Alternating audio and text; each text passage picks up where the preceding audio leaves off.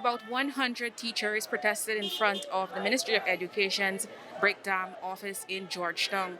The teachers are mainly from the East Coast and the East Bank of Demerara, while some have traveled from Linden. The teachers are protesting what they're calling the government's mandatory vaccination rules and are saying that it's their body and their choice.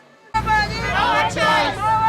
Our choice! Our body! Our choice! The teachers' protest comes 3 days after the reopening of some schools for face-to-face learning.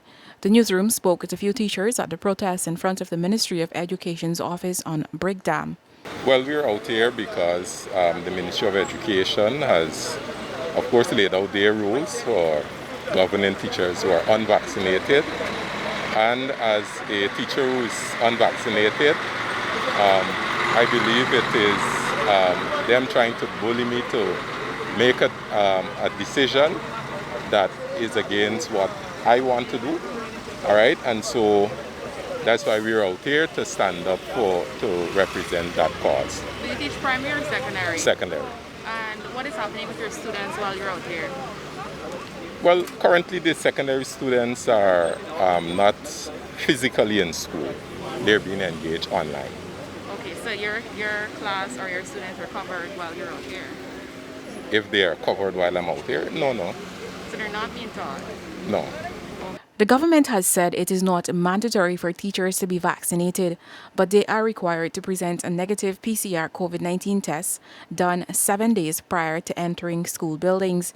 The test must be done at a private facility, which costs $15,000 to $25,000.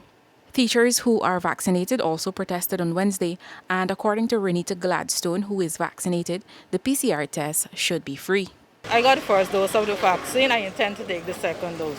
My issue is if you're going to ask my unvaccinated colleagues to take the PCR test and they're going to pay the cost of that test, what's going to happen to me? Because I would like to be tested every week though, because if I'm going to expose myself, I would like to do continuous testing to ensure that I would not have contracted the virus. I would not wait until I start showing symptoms before I do that.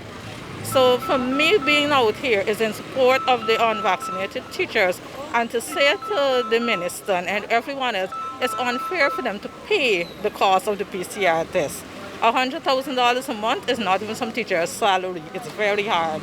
Following the GTU's call for teachers to strike, the Ministry of Public Service late Tuesday night stated that any public sector employee, inclusive of teachers, will not be paid if they are absent from work.